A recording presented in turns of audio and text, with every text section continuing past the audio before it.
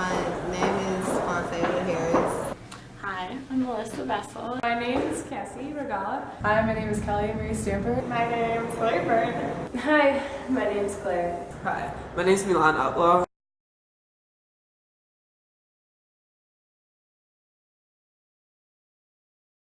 I'm from Milwaukee. I major in dance with degree specifically would be on the African diaspora. I'm a senior at UW-M. I'm majoring in dance and minoring in business, and I came from Wausau, Wisconsin. I'm a senior at the Milwaukee Institute of Art and Design, and I'm doing a project for my Art in Public Places class. I'm from the Milwaukee Institute of Art and Design, and I'm studying ISA and sculpture. I'm a first-year graduate student at UW-Milwaukee, and I'm from Madison, Wisconsin. I'm a senior here at the School for Architecture and Urban Planning. I'm from Minnesota. I come from Milwaukee, and I'm an architecture student, a senior this year.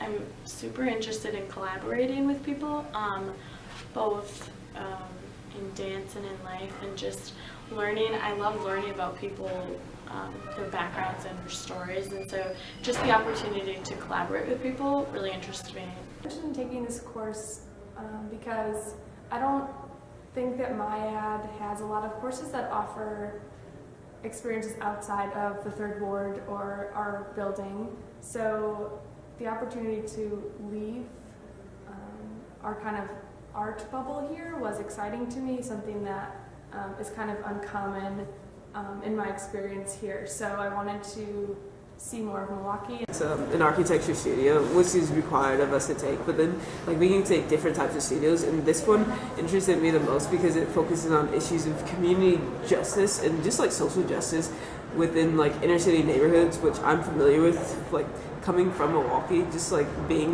growing up in these types of environments and seeing how the people in these types of environments are affected based upon marginalization.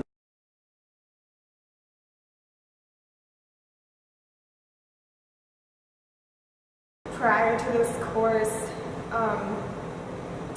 most of the design work I've done never really considered, I considered human scale and the human aspect component of it, but it hasn't been one of the major kind of issues regarding design. It's always been kind of a secondary thought. So being able to actually communicate with real people, real clients, it's been a really special opportunity, and you learn much more about kind of human behavior and how people interact and how they interact within space, and how the architecture can help promote certain social changes, cultural changes. I really enjoy working in this community because it reminds me of my home and where I come from, and it gives me a chance to showcase what beauty is to me and what potential there is in the world around us that we sometimes overlook.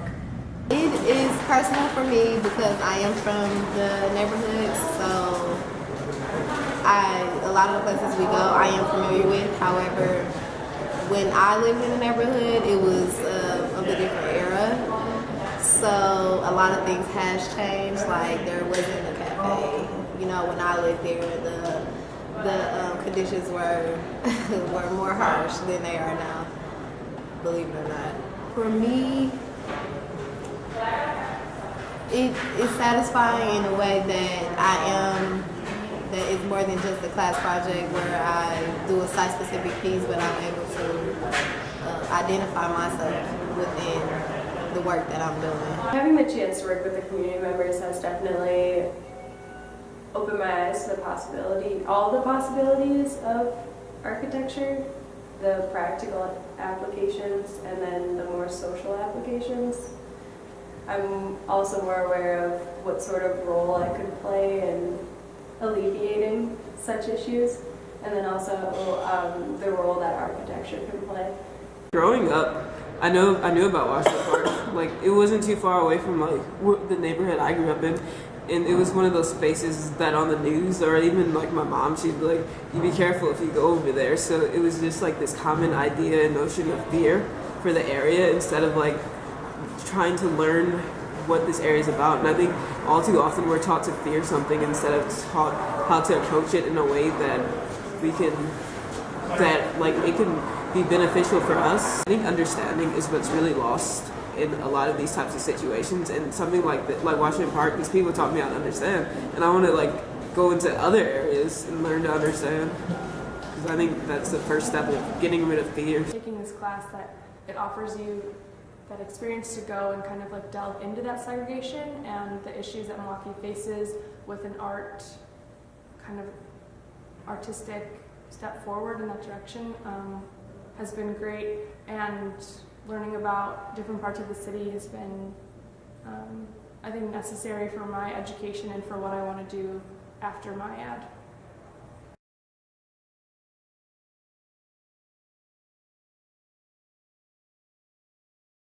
It gives you a broader aspect of how kind of the language of other majors and other forms of art.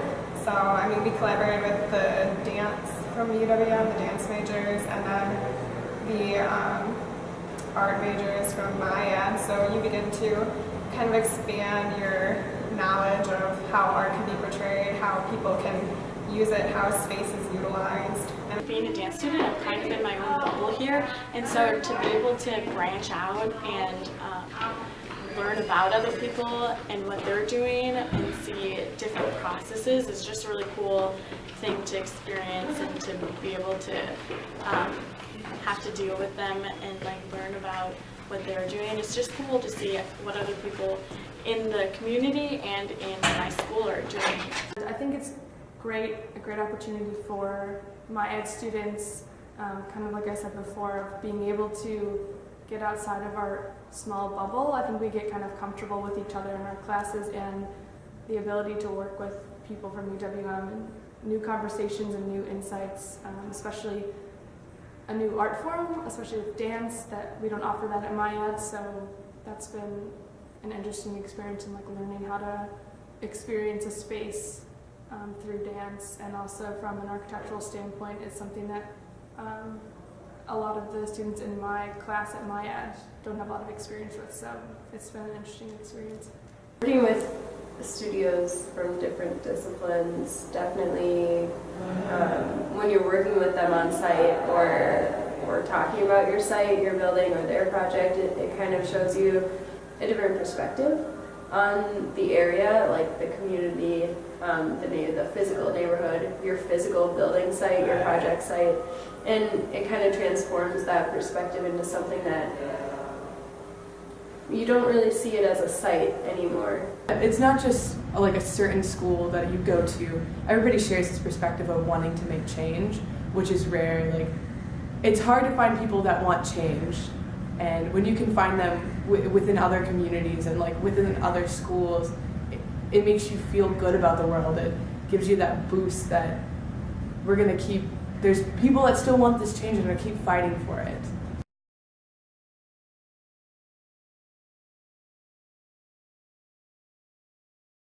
we've had 7 projects about, and all of them have been kind of correlated through some sort of main topic, and mine being is kind of this rhythm in coordination with health and wellness, and how architecture can help to promote health and wellness, and kind of looking at all ages, so youth through adulthood, and how people can utilize architecture to benefit themselves.